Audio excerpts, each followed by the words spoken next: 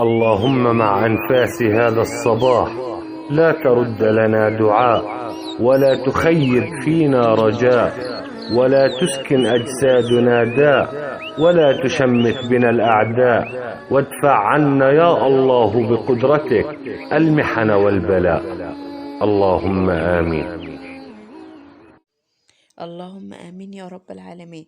السلام عليكم ورحمة الله وبركاته. عاملين ايه يا أحلى متابعين واخوات في الدنيا؟ النهاردة إن شاء الله هعمل معاكم الغدا، وهعمل برضو شوية مواعين كده نغسلهم، وهنتكلم برضو ازاي وانت واقفة في مطبخك يتم على طول نظيف مهما تكون ضغط الشغل عليكي. هقولك كل حاجة إن شاء الله النهاردة بالتفصيل، بحيث لما تخلصي غداكي تكون كل حاجة معاكي خلصانة، ومطبخك وكل حاجة معاكي خلصانة ونضيف. اتمنى ان الفيديو بتاعي يكون عجبك. لو عجبك الفيديو بالله عليك ما تنسنيش باللايك والاشتراك وتفعلوا الجرس عشان كل ما انزل فيديو يوصل لكم. طبعا المنظر الجميل زي ما انتوا شفتوا كده في اول الفيديو ده كان من الصبح بدري. قمت كده الحمد لله، يعني اتوضيت وصليت، وبعد كده رحت السوق. كان عندنا السوق يوم الثلاث، رحت السوق وجيت شلت الحاجة بتاعت السوق، وبعد كده مسكت المواعين. كان عندي شوية مواعين يعني من بالليل بصراحة ما كنتش غسلتهم. مسكتهم كده غسلتهم زي ما انتوا شايفين معايا في الفيديو اهو. قبل ما ابدا اشتغل او اعمل اي حاجه بشطب مطبخي الاول. ما اعرفش انا اجي في مطبخ ما يكونش نظيف، لازم اكون منظفه مطبخي ومخليه نظيف وكل حاجه. لو انا مستعجله بقى والظروف يعني وانت على الاخر ومستعجله على الاخر، هتعملي بقى بس هتكركبي المواعين عليكي، والمطبخ هيزيد عفشة اكتر. فانت تحاولي على قد ما تقدري وانت واقفه كده تنضفي حاجتك اول باول. وطبعا انا كنت غسلت الفاكهه وشلتها الاول، وشلتها ورايا يعني تتصفى في المصاف الاول، وبعد كده احطها في العلب بتاعه التلاجة، واحطها في التلاجة بقى عشان خاطر انا عندي اطفال بيفتحوا التلاجة وبياخدوا على طول ياكلوا. فانت لازم تحط حاجتك نظيفه. انا بغسل الفاكهه بس ما بغسلش الخضار، لان بصراحه اما كنت بغسله بحس ان هو بيدبل معايا فبيبوظ معايا على طول. فانا بحطه زي ما هو كده بالكيسه، بيتن معاكي ممكن الاسبوع التاني كمان. هنا خلاص كنت مسكت السمك نضفته حلو، ومسكت الفرشة من قلبه كده وغسلته ونضفته حلو من جوه. اهم حاجة تنضفيه من جوه. وهنا بقى اللي هنجح فيها السمك دي، جبت كده شوية دقيق وقشر السفندي وليمونة كبيرة، وعصرت ده كلته ومسكتهم مرطتهم كده في بعض وهشطه في السمك. عايزه اقول لك السمك ده لوحده انا غسلته غسله، يعني خليته ايه، المية زي ما انتوا شايفة قدامك اهي، نازلة رايقة خالص ونضيفة خالص. هحط برضو شوية لحد ما اغسل الرز واعلق على الرز وكده، هيكون هو برضو اتنجع.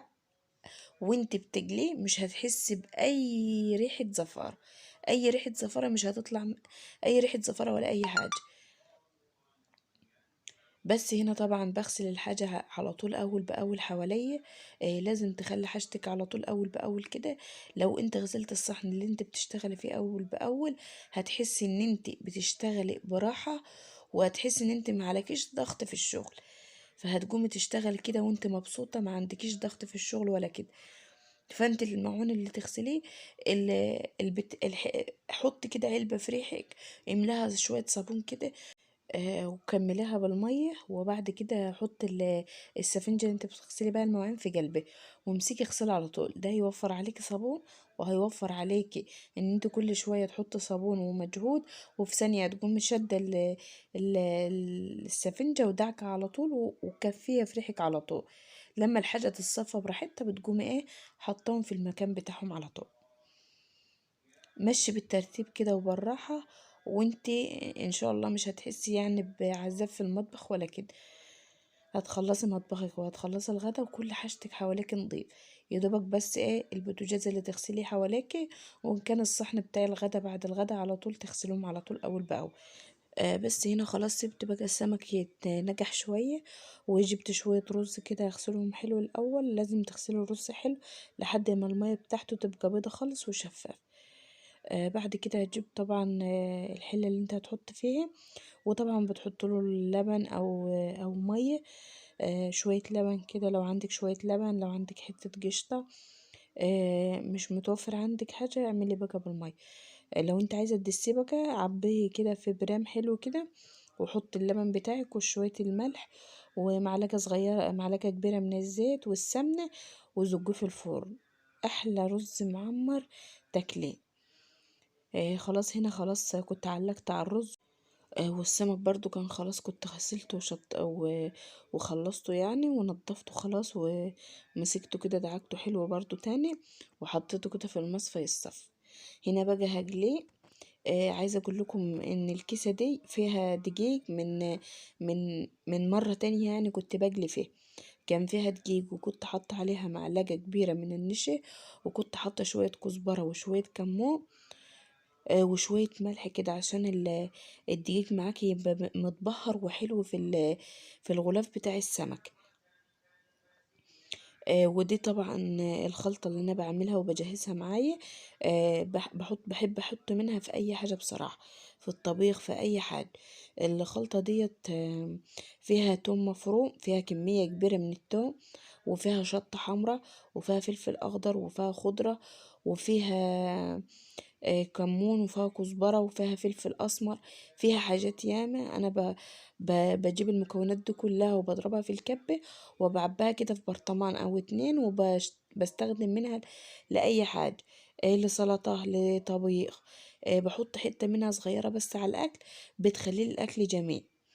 طبعا هنا شكل السمك مجرمش وحلو لأن أنا حاطة عليه نشا.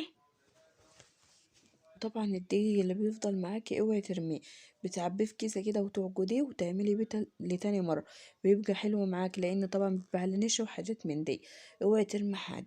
بس كده، وده كان فيديو النهارده. يا رب الفيديو يكون عجبكم. لو عجبكم الفيديو يبقى يا ريت ما تنسونوش باللايك والاشتراك وتفعلوا الجرس عشان كل ما انزل فيديو يوصلكم. واستودعكم الله، والسلام عليكم ورحمه الله وبركاته.